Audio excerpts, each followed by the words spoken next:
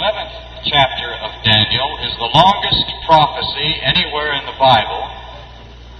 It was written in 538 BC, 538 years before the birth of Christ. And all of these things that are written here did not come to pass until about a little over 100 years later. Now, this prophecy is given in quite a lot of detail.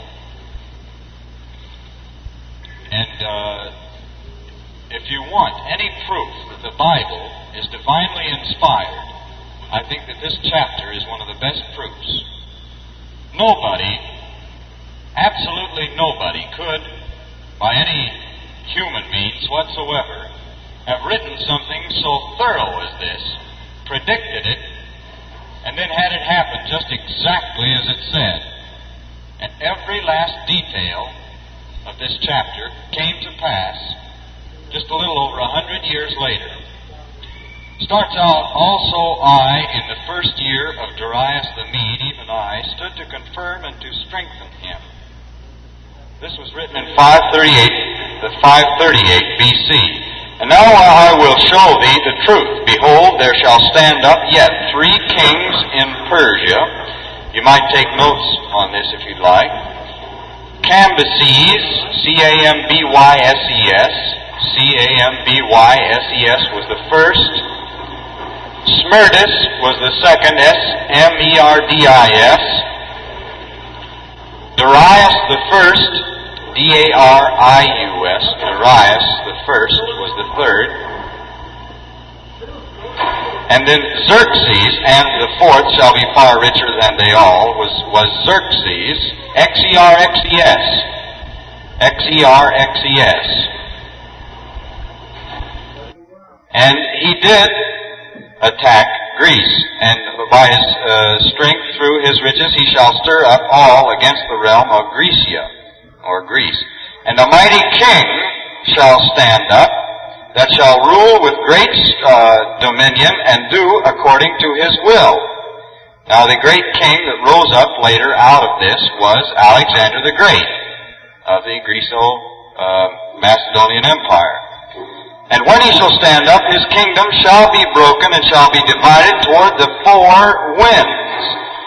Alexander the Great was the greatest military man in history. They still teach his tactics in West Point. They still teach it to our army officers. He devised warfare as we know it today with armies that moved quickly, and that he was so wise in devising different weapons of destruction, for instance a catapult and things like that, for taking walled cities, that they declared him a genius, and he conquered the known world. He was 33 years old when he died. He began ruling, I believe, about the time he was 20, and he, with his army, conquered the entire world. He died of a drunken debauch in India. He conquered all of Egypt, all of North Africa. He conquered all of Macedonia and Greece, what is now Turkey, and Israel and Palestine and Lebanon and Syria and Iran and Iraq, and on out through Egypt.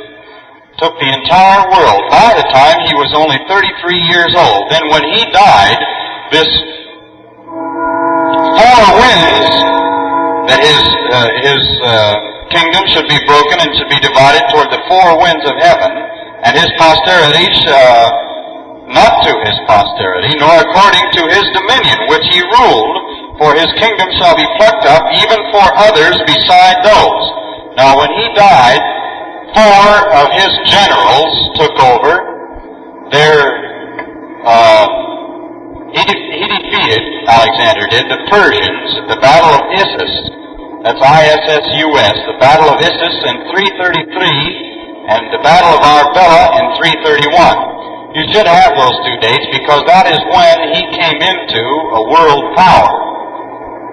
That is the time when Alexander the Great really started to rule the world.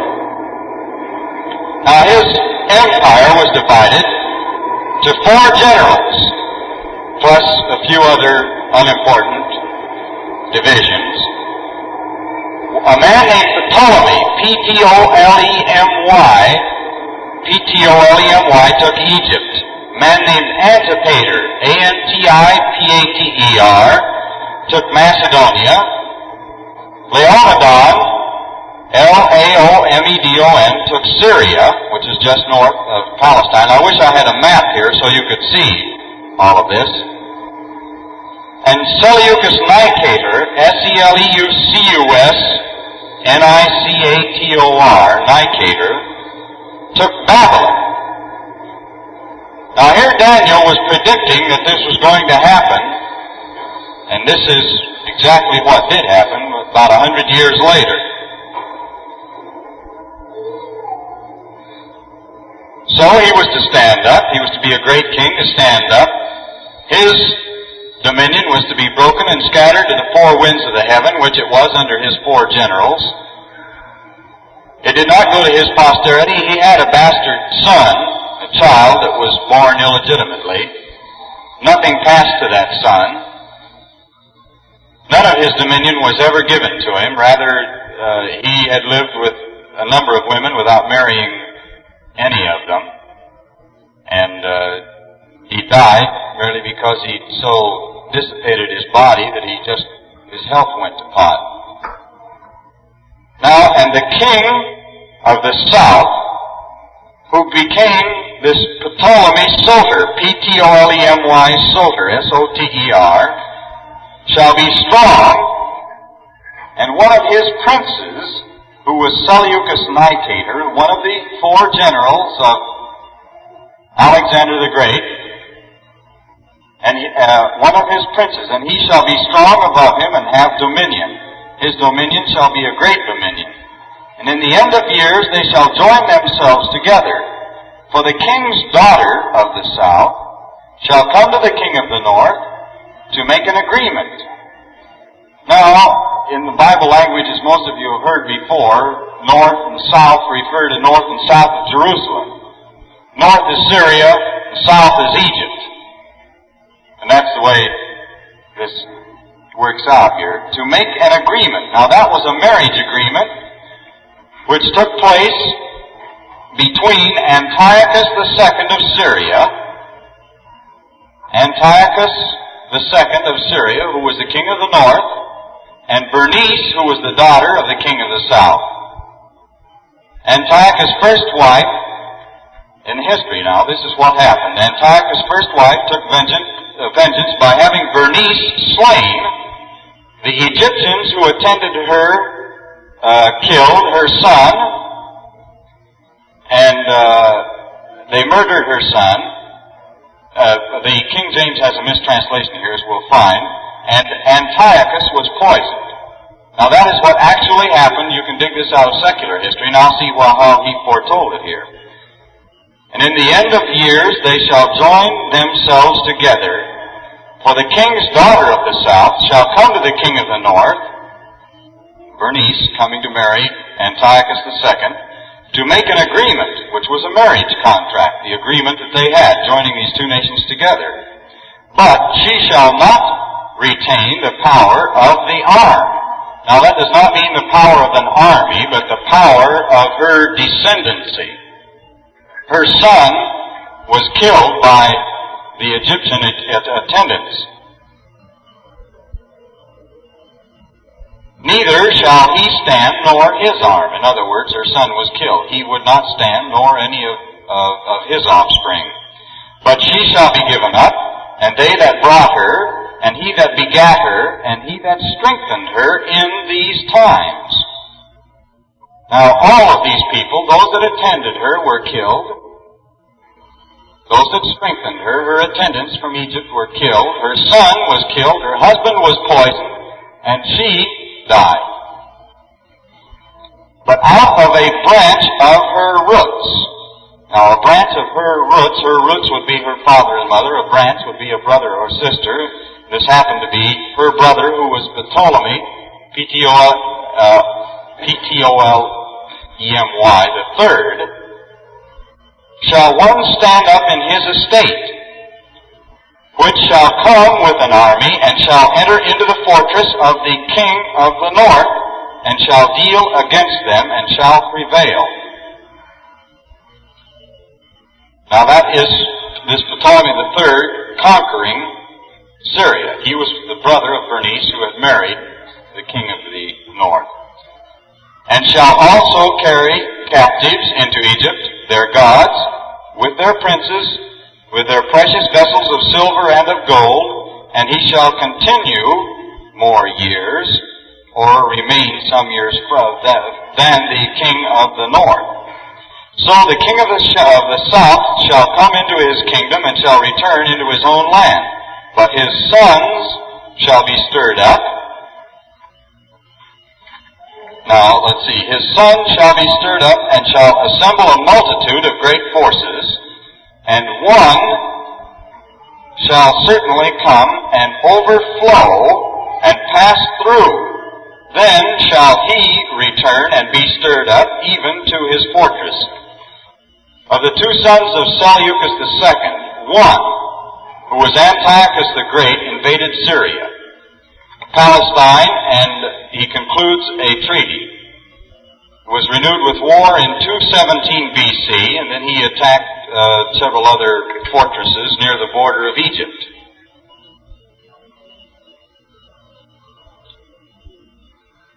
So his sons there, the king of the south, shall be moved with color, and shall come forth and fight with him, even with the king of the north. He shall set forth a great multitude, but the multitude shall be given into his hand. Now this his here was Philopator of Egypt. He defeated the king of the north at a place called Raphia, R-A-P-H-I-A. And when he hath taken away the multitude, his heart shall be lifted up, and he shall cast down many 10,000s, but he shall not be strengthened by it. Now, the Egyptians annexed Palestine to Egypt, but they made a rash treaty with Syria, and that dissipated their victory and made it as nil or nothing. Then Philopator persecuted thousands of Jews. Notice it's a thing that the Syrians did, a persecution of the Jews, in the city of Alexandria in Egypt, because he was struck with paralysis when trying to enter the temple at Jerusalem. Another case where God moved to strike a man down when he was doing something that was absolutely against the will of God, where he was disobeying God wantonly, and he was struck down with paralysis. Then he spent the rest of his time persecuting the Jews.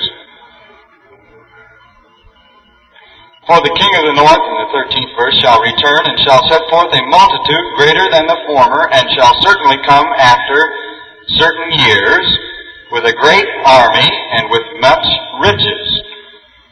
King of the north was Antiochus III. After 14 years he assembled a great army to conquer Egypt, which had a weak king. And in those times there shall many stand up against the king of the south. Also the robbers of thy people shall exalt themselves to establish the vision, but they shall fall.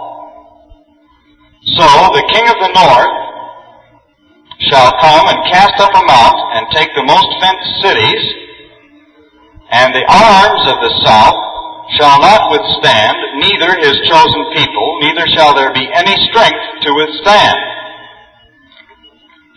Now, Antiochus, the fulfilling of verse 15, momentarily occupied by an attack from Pergamum, they were attacking him, attacked Egypt in 198 BC, and he defeated the Egyptian ally Scopas, as a man named Paneas, P-A-N-E-A-S, retook Palestine.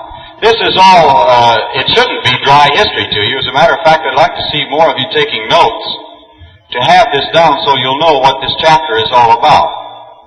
This is really the one chapter in the Bible that proves more than anything that your prophecy is absolute. This was all written more than 100 years before it happened, and you can read, this is from Rawlinson's Ancient History, which is not obtainable now. You can't get it in any bookstore anywhere. But it is from secular history, not by religious writers at all, proving that every last event that was foretold here took place. So the king of the north and so on shall come, which was verse 15. In verse 16, but he that cometh against him shall do according to his own will, and none shall stand before him, and he shall stand in the glorious land which by his hand shall be consumed. He shall also set his face to enter with the strength of his whole kingdom, and upright ones with him. Thus shall he do, and he shall give him the daughter of women, corrupting her, but she shall not stand on his side, neither be for him. Now, Antiochus planned to conquer Egypt by trickery, and his daughter Cleopatra was given in marriage to a man named Ptolemy Epiphanes. This contract, or business deal, actually, is what it was. He was going to sell his daughter in marriage to make a compact. Appeared, or seemed to be, of uprightness and equal conditions. But it failed, and then Cleopatra aided her husband against her father. Her father sold her, you might say, in marriage to Ptolemy. So she married him, but it didn't work out. She turned on her father and helped her husband defeat him. He shall also set his face to enter with the strength of his whole kingdom, and upright ones with him. Thus shall he do, and he shall give him the daughter of women, corrupting her, but she shall not stand on his side, neither be for him. After this shall he turn his face unto the isles, or coastlands, and shall take many. But a prince for his own behalf shall cause the reproach offered by him to cease. Without his own reproach he shall cause it to turn upon him. That was Antiochus invading Asia Minor and taking the Aegean Islands, which are off the coast of between Greece and Italy. And the Roman general Scipio, Scipio, we hear a lot about him in history, in 190 BC causes the Syrian reproach to Rome to return on his own head. And Antiochus was overwhelmingly defeated in that year. Now notice, after this he shall turn his face to the coastlands, the isles, which he did. He invaded Asia Minor, and he took the Aegean Islands. A prince for his own behalf shall cause the reproach offered by him to cease. Roman General Scipio in 190 causes the Syrian reproach to Rome to return on his own head. Without his own reproach he shall cause it to turn upon him. Then he shall turn his face toward the fort of his own land, but he shall stumble and fall and not be found.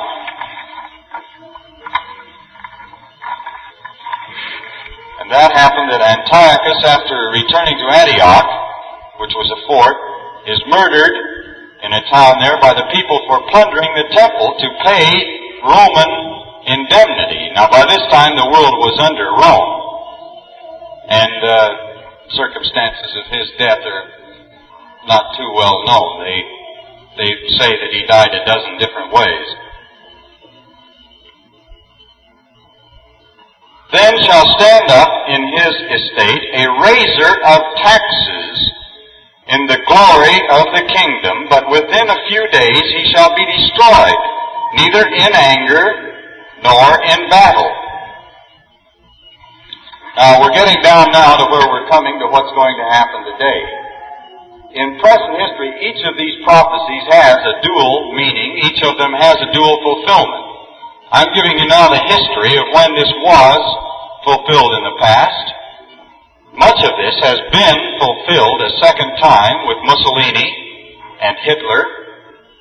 You're going to see a few verses here later what is going to come to happen in the very near future. Now, verse 20, then shall stand up in his estate a raiser of taxes in the glory of the kingdom, but within a few days he shall be destroyed neither in anger nor in battle. Heliodorus, Heliodorus, was sent by Seleucus IV. There have been a Seleucus II and the third and the fourth, and then a Philopator the third and fourth, and Ptolemy the third, fourth, fifth, sixth, and so on. And only the important ones are mentioned here. They're the ones that I'm mentioning because they are the ones who fulfilled this prophecy. The rest of them were inconsequential people that never amounted to anything. Heliodorus was sent by Seleucus IV as a tax collector. The king was poisoned. King James here has a mistranslation, there shall arise one who shall send a tax collector. Not there shall send, it should not be here, then shall stand up in his estate a raiser of taxes, or exactor as it has in the margin, but it should be, there shall arise one who shall send a tax collector according to the best ancient Hebrew manuscripts. Now,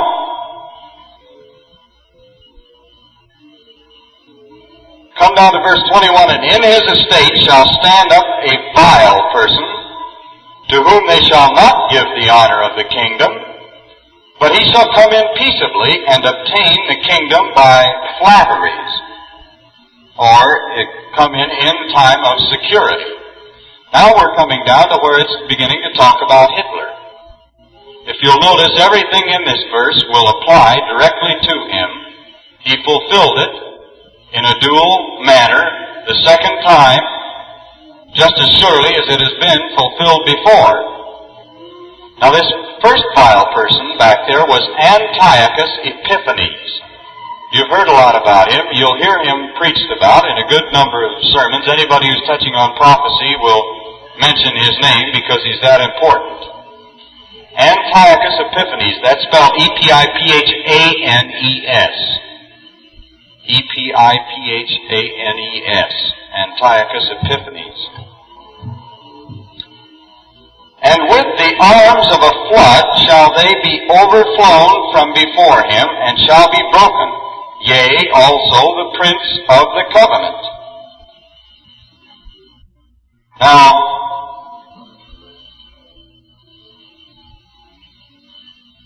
let's see, after the league made with him, he shall work deceitfully, for he shall come up and shall become strong with a small people. This vile person, Antiochus Epiphanes, collects armies. He quelled all of his foes. A high priest, Onias, O-N-I-A-S, was replaced by Jason. He had the high priest then replaced. And that is where he took the Prince of the Covenant. It was not Christ here, but the high priest at that time. In the 23rd verse, Antiochus Epiphanes deals deceitfully with Rome and with the high priest. Now Jason was replaced with a man named Menelaus, M-E-N-E-L-A-U-S. This man is the type of the final beast dictator in Europe. Now Hitler has in many ways fulfilled a lot of this. If you will see that he was, before him came Bismarck, who was a raiser of taxes, first man to unify Germany, to make it a united kingdom and a united nation of all the various independent states that they have had in Germany. You might call him a raiser of taxes, or say that he sent other people to raise taxes. He was destroyed neither in anger nor in battle. And in his estate would stand up this vile person to whom they should not give the honor of the kingdom, but he shall come in peaceably and attain the kingdom by flatteries. Now Hitler I'm not sure but what this may have another fulfilling a little later on, but Hitler, if you remember, back in 1933, obtained Germany, his power in Germany. He became chancellor. He did not become dictator. They had the president, old von Hindenburg, who was, well, he'd been president of the Weimar Republic, and he was a weak and feeble old man. Actually, in reading about him, I feel quite sorry for him. He was a very stern man who had some very high ideals, but he didn't know how to put them in practice too well. Hitler came in, and by every deceitful means possible, made speeches all over the face of Germany, promised the Germans everything on the face of the earth. He made every promise conceivable to the people, and by flattery, and by most deceitful, vile type of means, got himself not elected. They held an election and Hitler lost. 2 of them, and I believe 3, Hitler lost. He could not win an election in Germany. But by playing dirty politics, so to speak, and by his vile, sneaky manner, he came in and took possession of Germany, and yet not of his own power. Then, later on, with the arms of a flood, he did overflow all over Europe. Now, the 24th verse, he shall enter peaceably even upon the fattest places of the province, and he shall do that which his fathers have not done, nor his fathers' fathers. He shall scatter among them the prey and spoil and riches, yea, and he shall forecast his devices against the strongholds even for a time. Now that happened in the past that Antiochus, who had conquered all of these surrounding regions in Asia Minor, distributed the wealth, and then he issued a lot of propaganda. He was a completely vile person. Completely. And he took wealth and he distributed around to people, and then he more or less double-crossed them. He threatened everybody, and he was quite a funny type of person.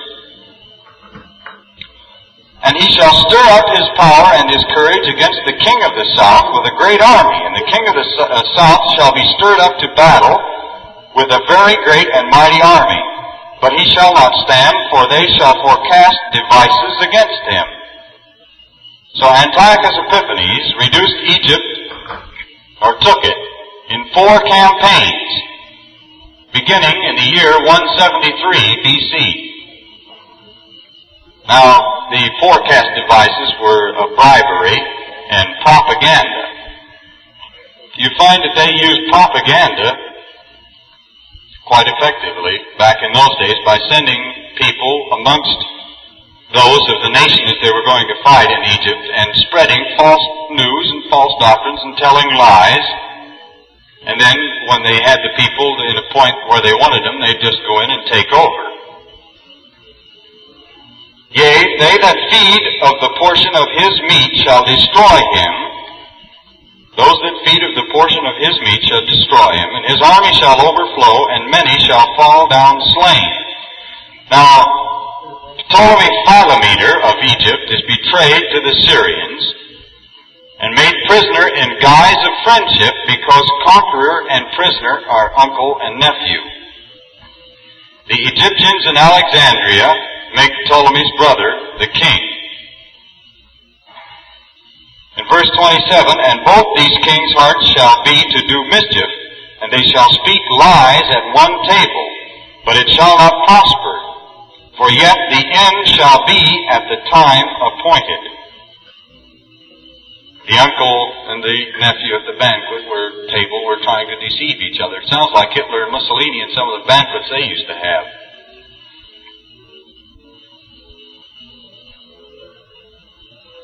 Then shall he return into his land with great riches, and his heart shall be against the holy covenant. He shall do exploits and return to his own land. And at the time appointed he shall return and come toward the south, but it shall not be as the former or as the latter. In verse 28, Antiochus returns and persecutes Jews who rejoice upon hearing a false report of his death when he was not dead. Then the king of the north returned to Egypt. When his brothers learned of the uncle's treachery, the Romans demanded a withdrawal, and Rome makes Egypt a protectorate. Now, verse 30, for the ships of Chittim shall come against him, therefore he shall be grieved and return and have indignation against the holy covenant. So shall he do. He shall even return and have intelligence with them that forsake the holy covenant. Now, the ships of Chittim, I believe that is better spelled with a K, was the Roman fleet. And renegade Jews joined with the Gentile Syrians to destroy what remained of true religion in Palestine. There was, by this time, very little true religion in this world. There were very few. You see, this is getting down now to where we're just a little more than 100 years before the birth of Christ. Judaism was not God's true religion by any means. The Jews had wandered off so far by this time, they'd introduced all their own laws. They had been lost from God's true laws so many different times. They'd lost the Sabbath and finally gotten back to it, and they made themselves strict rules that made the Sabbath a yoke of bondage to them, so strict that no man could really keep it. And they went through rituals that no longer meant anything to them. Now,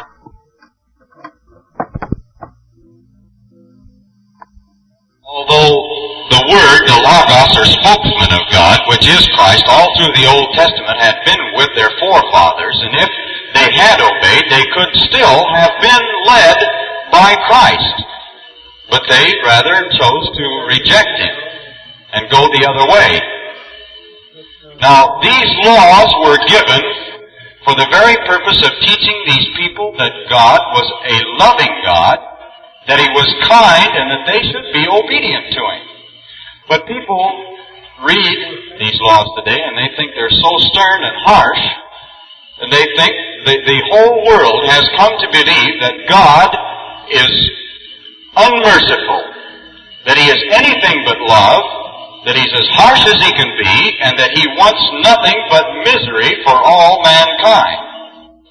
That's actually the idea that has been put across. It's the idea that the Catholic Church keeps pushing forward all of the time. Their saints. How many of you heard this broadcast they had from Rome?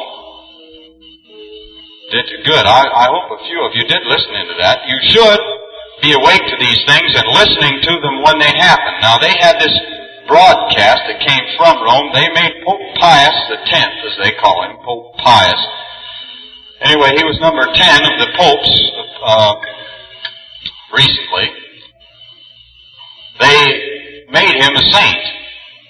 I read quite a bit about it, and the whole idea, actually, of saints.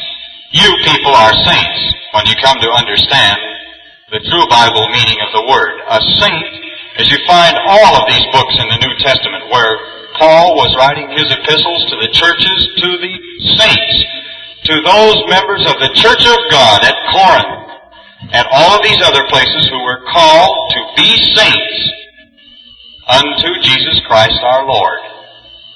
In other words, a person who is living a Christian life, struggling with himself in order to overcome self, to build character, the purpose for which we were born, is a saint. Now, the Catholics have this idea of worshiping dead people. The whole idea was that in order to become a saint, it's really quite foolish. This Leo had to perform 4 miracles after he died. And of course, they claim that he did perform these miracles. One of them was a woman, or a man, I forget which. I believe it was a woman in Naples, Italy, who was dying of a lung cancer or something. And when her husband got all stirred up about it, he went out and got some flowers off of the grave of this pope and took a picture of the pope, put it on her chest, danced around her, and thumbed his beads and said so many Our Fathers and Hail Marys all night. The next morning they say she was healed. Therefore the Pope, after he was dead and in his grave, did it. That's a miracle that he performed. And now the Catholic doctrine and dogma on this idea, when you come to understand it, is that he is in heaven. Not bodily, only in spirit. Mary has gone in body. They teach that Mary, the mother of Christ, is just like you and me, in a physical body form up in heaven. They can't tell you where heaven is, but that is their dogmatic teaching, that she has bodily ascended to heaven. And that means flesh and bones, too. Now, the whole idea of their saints is that they're a dead person who lived a good life, and they were very righteous. They never did any wrong. They've performed at least 4 miracles after they're dead, and they are now able to intercede with God. And do you know why? Because God is not powerful enough. He hates the world. He's gone off somewhere. He looks down on this world and sort of turns his face away and doesn't want to have anything to do with it. He hates the world. He wants to see the world unhappy. But if you get enough saints prayed up into heaven that would intercede and plead and beg for God to be merciful with this world, that perhaps we can have some peace. Maybe God would then leave us alone. Bother us too much. That's what that doctrine and teaching is. I sort of got off the subject here. But that is what happened in this particular case, and we should be keeping up with the news as it happens this way and these things, and I hope you people will listen in to any further broadcasts of that type. Make it a point to read your paper every day and find out about those things and listen to them. I tell you, the time is shorter than you think. And when you come to realize why you were born, why you're here tonight, why you're here in body on this earth at all, it's the flesh and blood that you are, the person that is you. God gave every last one of us our life for a purpose. And that purpose was to build in us, as you heard my father say so many times over the radio, the chance of being born into the family of God. Now, there's only one way you can ever be born into that family, and that is by building enough character that God can plant the seed of His Holy Spirit into you. You are not a begotten child of God until you have the Holy Spirit. And that is the seed that impregnates you, so to speak. It impregnates you and gives you a chance to grow, even as an unborn child grows, till it is born. And that birth, the actual birth, will come with the second coming of Christ. Now, the whole purpose of our being alive and of our being here on this earth is to build character. And how do you build character? There is only one way you can build character, and that is by taking your own faults out, each and every one of us, looking in the mirror, realizing what those faults are, and overcoming them. Now, we've got to do that, or we're not going to be blessed. We will not remain the church of Christ, or God's true church. We can't be the body of Christ unless we're going to pattern our lives after Him. Merely keeping the Sabbath, merely keeping these holy days, and doing those things, there are a lot of unconverted people that can do those things because they see it as an argument. A lot of people will keep the Sabbath because they see it as an argument out of the Bible. But they've never surrendered themselves to God. They still don't know why they were born. They still don't know what the purpose of people being put on this earth was for, what it's all about. Now, it's no idle business, really. It's quite serious. And the most serious thing for each one of us as an individual is overcoming ourselves.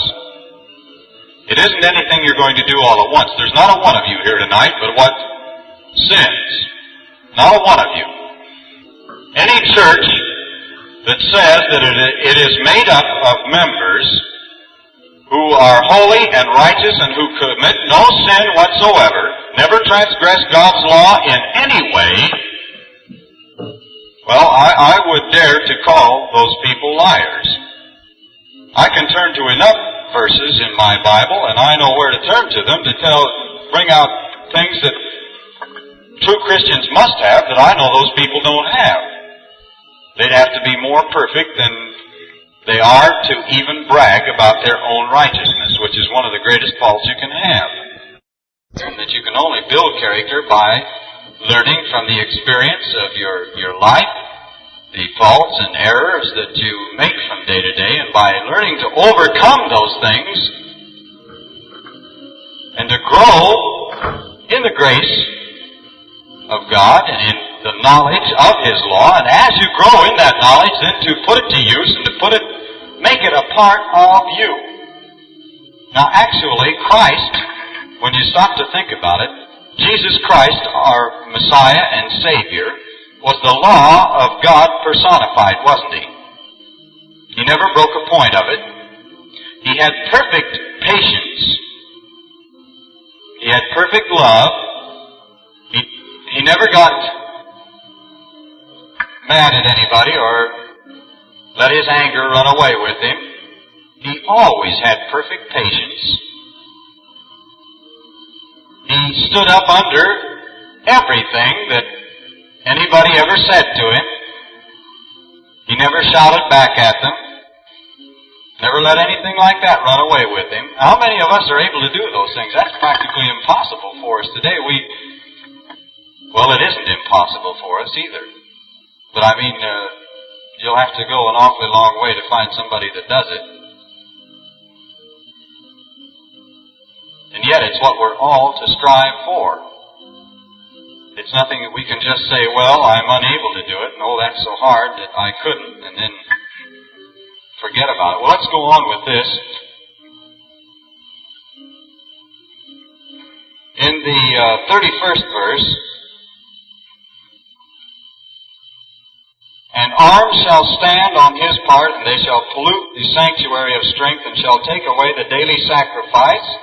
They shall place the abomination that maketh desolate." Now here is one thing. When we are told that when we see the abomination of desolations take place, they were told then to flee to the mountains, to get out of Jerusalem, because destruction was coming. We are told that when that happens again, that is the sign that Jesus Christ is coming almost momentarily. That means that within the next few days or weeks, you can look for the return of Jesus Christ. When this happens again, it's going to happen again. The Bible clearly shows that it must happen again. That was the 31st verse. This took place then at the climax of war. Also, you'll find that in Daniel 8, verses 11 to 14. An idol of Jupiter Olympus was set up. That idol of Jupiter Olympus is the same one that they call St. Peter now. I'm pretty sure that it is the same one that they call St. Peter that's in the Vatican in Rome. I'll see that this summer. I'm going to go down to the Vatican again, and we'll be undoubtedly in St. Peter's Cathedral, as they call it there. "And such as do wickedly against the covenant shall he corrupt by flatteries, but the people that do know their God shall be strong and do exploits." Now many Jews rejected the covenant of God, and they had the Maccabean revolt. And if you notice that when this comes again, such as do wickedly against the covenant shall he corrupt by flatteries, but the people that do know their God shall be strong and do exploits. Something that you're going to see start to take place in this world again before too long. A lot of miracles that are going to take place, not here in the form of healings. We have had several miraculous healings since I saw you last, of people that were here with us. Several that have been out to visit us in California since we were here last that were in quite critical condition. and that have been healed of various things. But the time is coming now, before very long, when you're going to start to see miracles being worked in front of the entire world. And these things that are prophesied in Revelation, and as it says here, that the people who know their God shall be strong and do exploits. Various miracles are going to be performed, and the devil is also going to give power to his chief agent, who is going to profess to be able to read signs of the times and to read great wonders, as a lot of great swamis and fortune tellers have always been able to try to do and said they have been able to do, and they're going to fool the people with these things. Enough so, and they will be able to perform such miracles that the very elect, would be fooled if it were possible. And some of them of understanding shall fall, to try them and to purge and to make them white. In other words, to make the body. And that is something that undoubtedly will happen now. In the next few years, I don't know how many years, but that's something that we might as well realize is going to happen to this church. It is going to happen to the church that is the affianced bride of Jesus Christ. Some of these tribulations that are coming, and believe me, they are coming. I think you can see that from what the Bible does say. Some are going to fall. That means some who are members of the church are not going to be strong enough. They're going to fall so that the body itself may be purged out of all those weak ones, of all those who are not strong enough, so that it may be made pure and white to be presented to Christ as His bride when He comes. And they that understand among the people shall instruct many, yet shall they fall by the sword, and by flame, by captivity, by spoil, many days. Now, let's go back here. Verse 33 to 35, the church of God to the time of the end.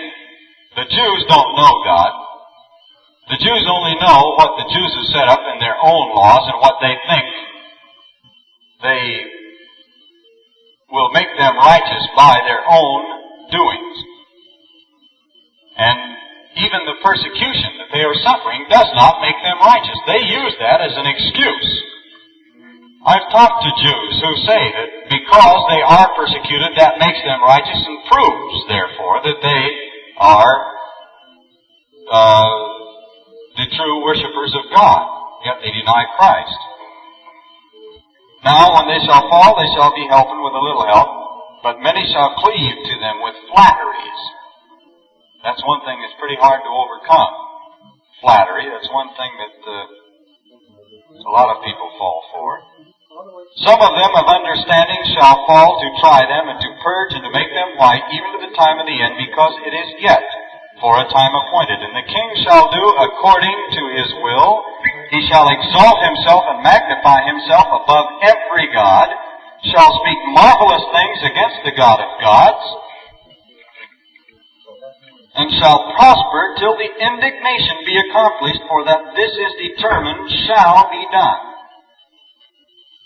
For that is determined shall be done. That is going to come to pass. It's something that I think you can see how it will be fulfilled. He will exalt himself and magnify himself above every god and speak marvelous things against the God of gods, and shall prosper till the indignation be accomplished. And the accomplishment of that indignation will be when the abomination of desolations takes place, and they are going to make this statue to speak by some means or another.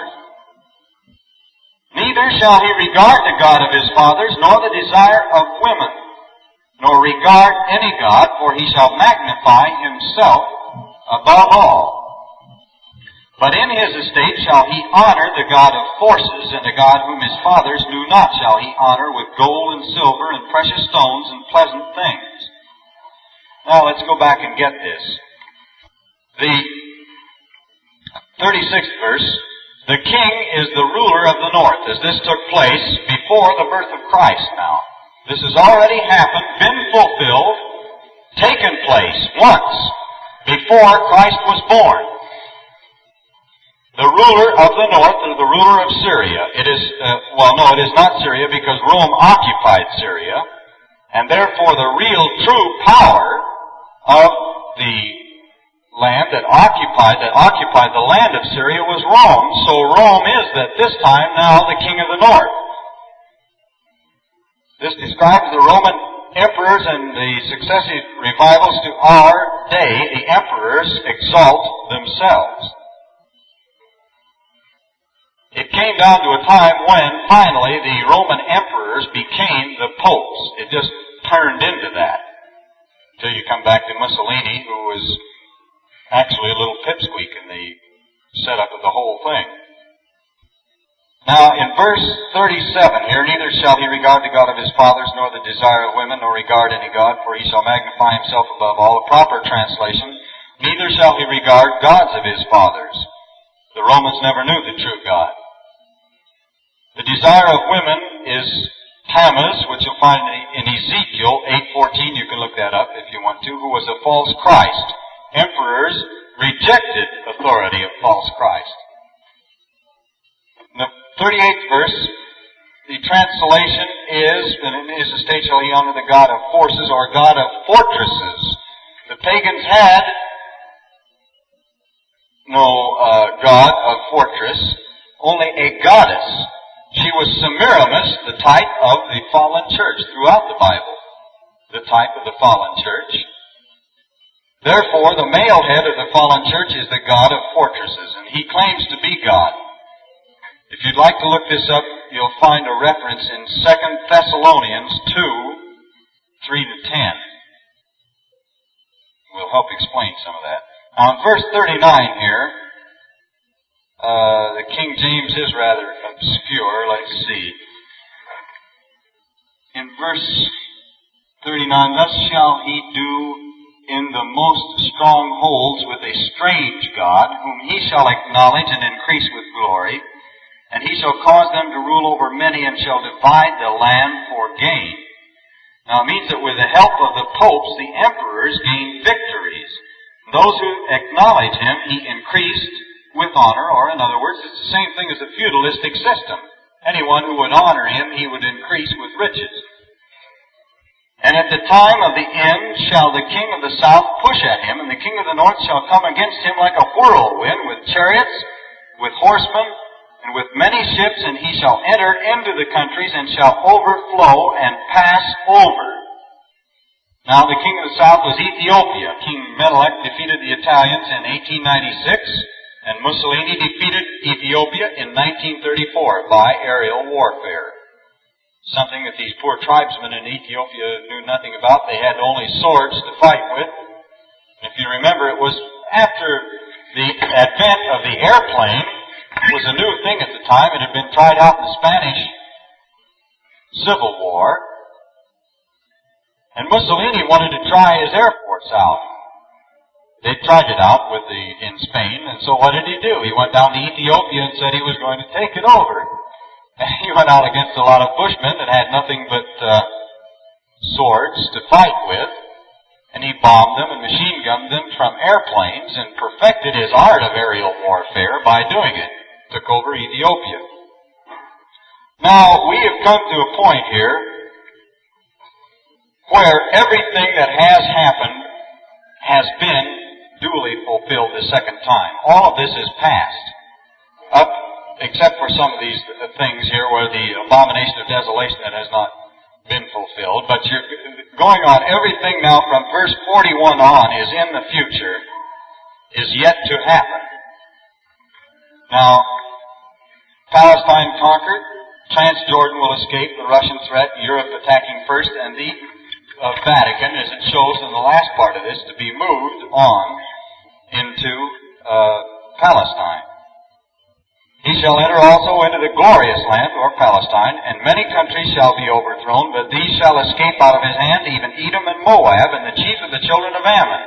3 small countries, or tribes, which were in the land of Palestine and are still there today. The land, they call it the land of Edom and Moab and Ammon.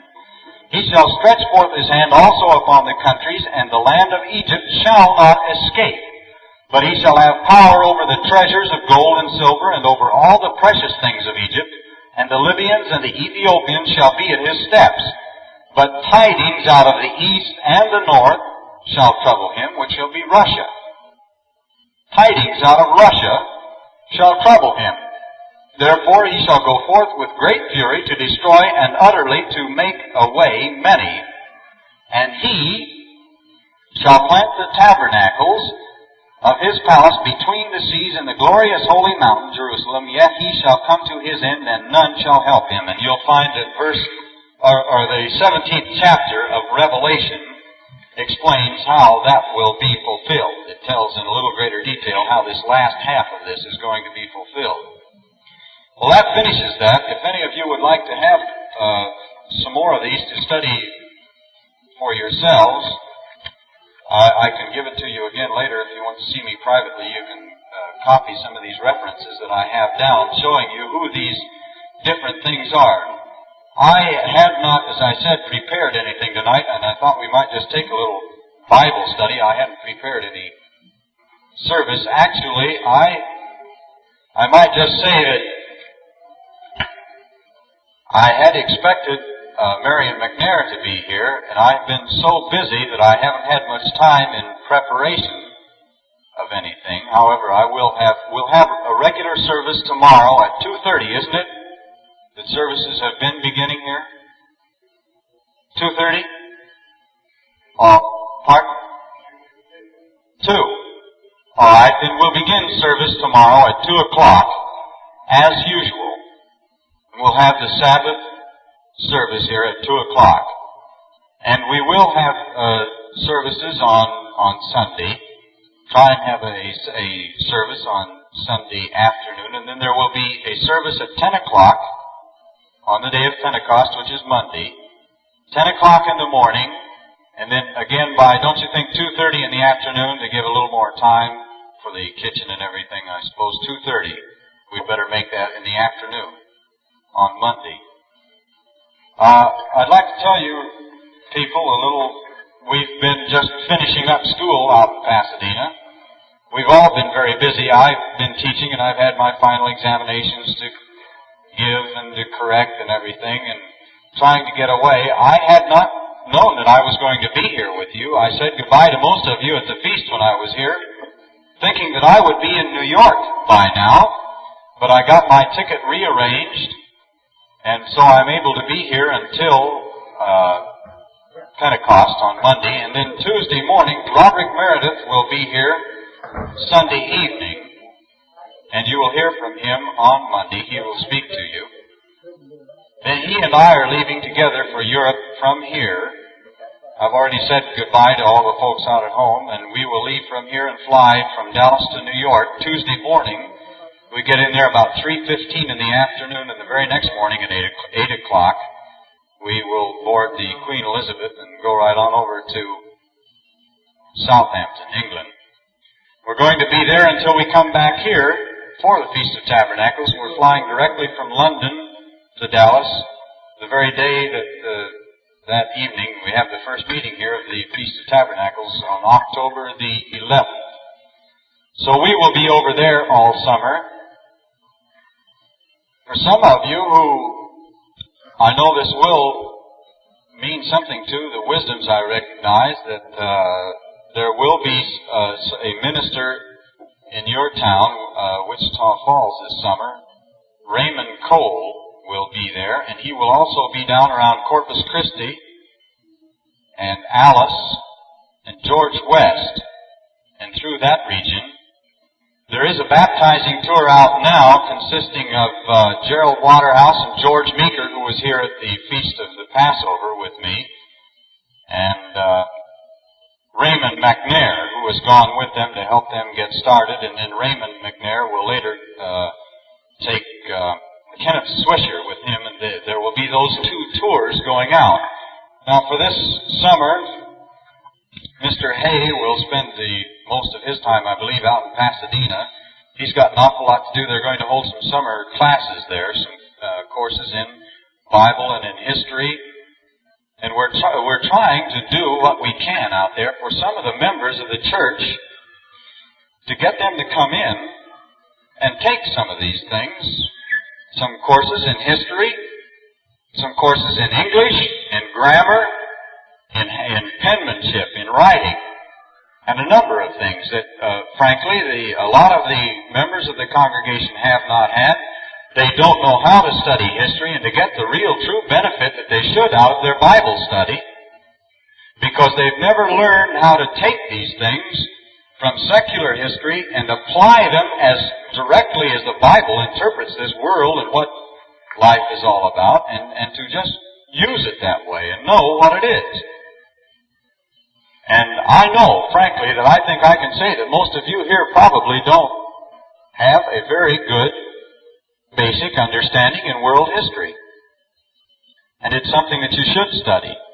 You should see to it that you get books and things and understand these things so that you study and are up on it, so that you know something about it. We're supposed to grow. We're supposed to grow spiritually, and certainly that means mentally too, you know. The mind should grow. Body stops growing, I guess, by my age or before, but the mind should keep right on growing until the day you die. And too many people do not let their minds grow. They get to a certain point in life where they're able to earn a living, and then they just bog down. They get in a rut. Well, that's as far as I ever need to be able to go. They're not progressing. They're not studying, trying to get ahead, to really grow mentally, as they should. And that's something that we should keep right on doing until the very day that we die. It's as much a problem for me.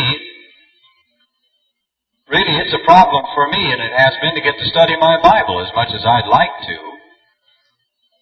And along, I know, with all of these other subjects, and yet we do get around to these things if we force ourselves.